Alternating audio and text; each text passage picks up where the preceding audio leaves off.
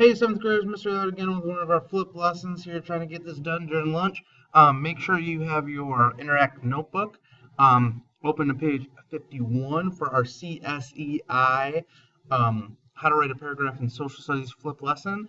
It's going to be pretty easy. Fill in the blanks. Just make sure on all the CSI up at the top, you're getting those written into those second boxes. But here we go. Let me get out of full screen here. There we go, much smaller. All right, so the first part of writing a paragraph is you're going to be writing a claim, okay? And a claim is to state or maintain a fact, okay? This is what you're trying to prove in your paragraph. So it doesn't matter what you're talking about. Let's say we're writing a paragraph saying Diet Mountain Dew is the best drink, the best soda there is, okay? So my claim is just that. There's no I thinks, there's no I. It's just Diet Mountain Dew is the best soda in America. Stop. That's your claim. There's no explanation. There's no adding to it. That's it. Claims are simple. Claims aren't really all that extravagant. They're just what you are trying to prove. You are going to spend the next 4 or 5 sentences explaining what your claim means. So we are going to work that Mountain Dew is the best soda in America. That's our claim. Okay? Now you're going to go with a summary. Okay? And this is a little bit of a change that I think you've seen. You may see something different in ELA. It may be called setting, or they may even not call it, but you should do this after your claim. Particularly and this is going to be real particular in social studies, and we'll talk about that as we go on. Your summary is the background of your topic. So this is where you're going to explain the topic of your reader. You have to assume that your reader knows nothing about the topic that you're writing about. All right, because there's one trick in social studies writing. When you're writing, particularly when you're writing a DBQ essay or a thematic essay, any outside information you bring in is going to be bonus points. All right, and I'll kind of show you how to do that tomorrow with the stamp back. But let's go back to our original claim. Mountain Dew is the best soda in America.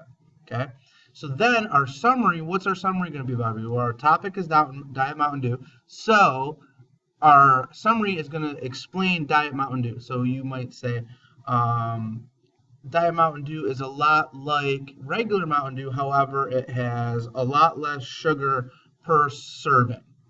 All right, that would be your sentence, explaining what Diet Mountain Dew is, explaining the difference. Is a carbonated, maybe Diet Mountain Dew is a carbonated beverage with less sugar than non-diet sodas or non-diet pops or whatever you want to call it. All right, but it's explaining to your reader what you're talking about. Evidence, okay. Try to get up here a little bit. Evidence is the information you're going to use to prove, right? We've all seen mystery shows. We've all seen cop shows. Evidence is going to be the proof. It's not really a clue, but it's, we know so-and-so robbed the bank because we have their fingerprints. What's the evidence? The fingerprints are the evidence, all right? For social studies, okay, your evidence, particularly in the DBQ essay, all right? Thematic essay is a whole nother thing. We'll talk about that later on towards the end of the year. For a DBQ essay, or for the style, the CSEI style that we are going to write, your evidence has to follow 3 things, or 4 things. It has to be from the text, okay?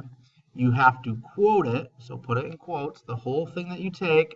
You have to cite it by saying document 1, document 2, and then it has to link back to your original claim, okay? So we've got Diet Mountain Dew is the best soda in America.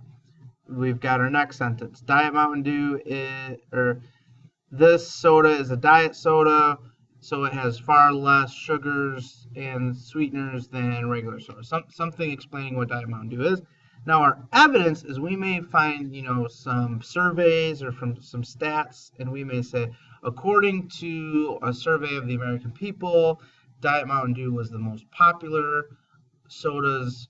Out of the 100 people surveyed, 71 picked Diet Mountain Dew as their favorite. Now that's very convoluted sentence, but you get what I'm trying to do there. I'm taking evidence from a survey and applying it into my overall sentence. All right, so I'd have Diet Mountain Dew is the best soda. This Diet Mountain Dew, or I might say the best soda in America is Diet Mountain Dew. Diet Mountain Dew is a soda that was created that is slightly different than other sodas because it has far less sugar.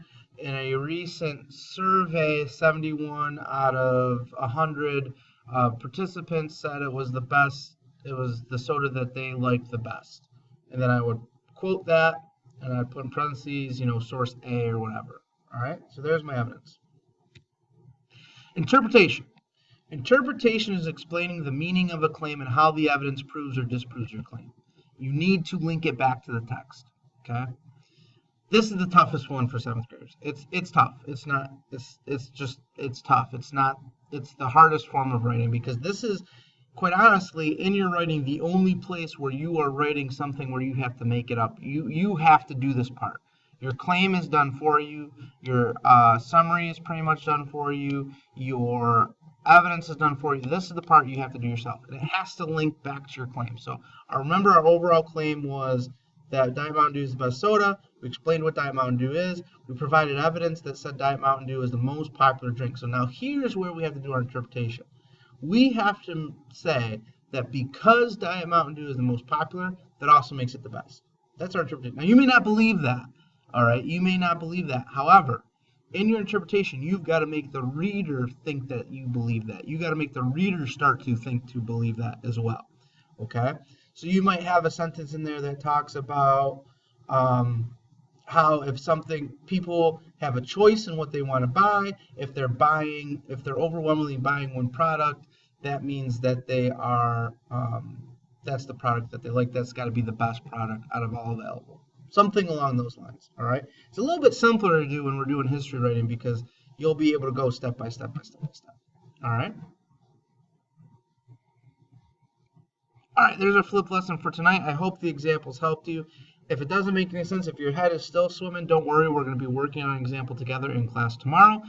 As always, if you have any questions or anything like that, hit me up on Schoology or post a message to the overall board, and we'll get it to you. We'll get an answer to you as soon as possible. Until next time, see you guys.